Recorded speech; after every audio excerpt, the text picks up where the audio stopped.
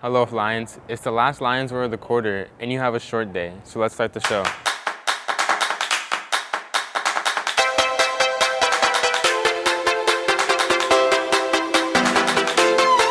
Happy Friday Lions, I'm Chance. It's a short day and a short show, but still packed with lots of stuff.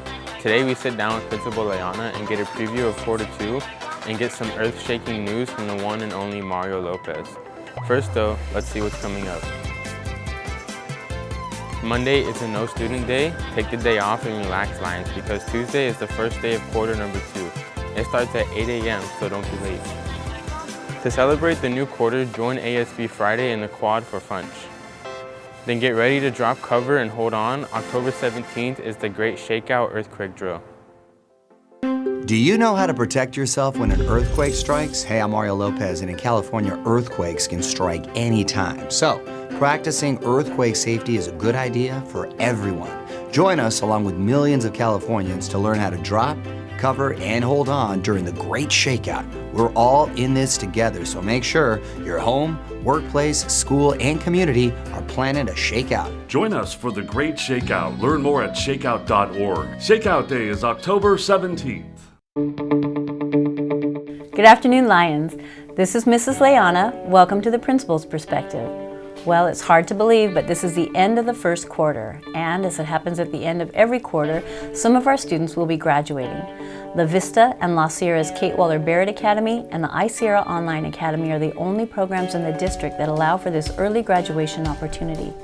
This customization of a student's individual learning plan is one of the things that I really love about continuation alternative schools. And like I tell everyone at orientation, if a student takes advantage of what we have to offer here, he or she can catch up on their credits and graduate on time. But something that I don't talk about at graduation is that some students accelerate to the point where they finish all their units and get an early jump on their next steps. In fact, 3 of our La Sierra students have already graduated, and we have 4 La Vista students on track to finish today. These graduates will get out there and start working, attending community college and career programs, and just moving forward with their adult lives. Congratulations to Trinity Jenkins, Brandon Rico, Michael Waldau, Christian Sanchez, George Sarmiento, Dewey Tran, and Jefferson Busaquillo. I'm so proud of all of you. And that's all for now, Lions. Keep making good choices, focusing on your goals and earning all your credits, and I'll see you next week with my newest installment of The Principal's Perspective.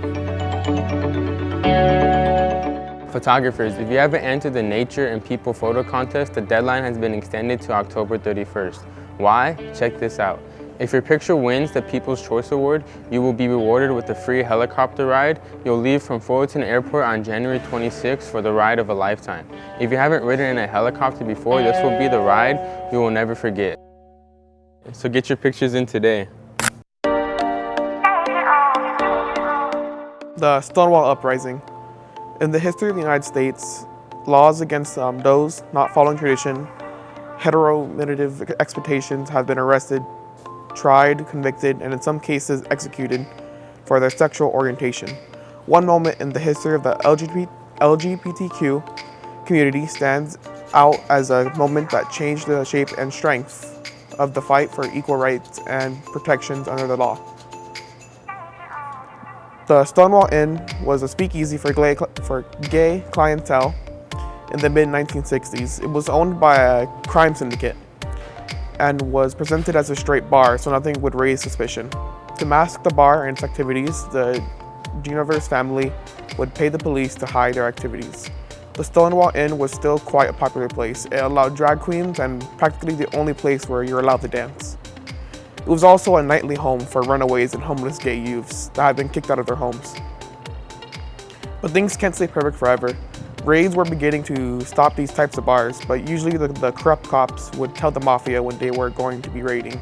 But on June 28, people of the Stonewall Inn were surprised that they weren't tipped off. Police came in for a warrant, roughed up some patrons, and arrested 13 people. The police would also take the cross-dressers to the bathroom to check their sex. Fed up with the police harassment and social discrimination, the patrons of the bar and fellow neighborhood residents stayed to protest as the arrests were in progress. The crowd was getting more agitated. When the police hit and forced a lesbian into a paddy wagon, she shouted towards the crowd to act. Students began to throw anything they could, pennies, bottles, small rocks. Things got violent, and it became a riot. It lasted over 5 days, with thousands of protesters joining in. Though the Stonewall Uprising didn't start the gay rights movement, it was a galvanizing force of LGBTQ political activism, leading to numerous gay rights organizations, including the Gay Liberation Front Human Rights Campaign, the GLAAD, formerly Gay and Lesbian Alliance Against Defamation, and the PFLAG, formerly Parents, Families, and Friends of Lesbians and Gays. In 2016, President Barack Obama designated the site of the riot, Stonewall Inn, Christopher Park, and the surrounding streets and sidewalks a national monument in recognition of the area's contribution to gay rights.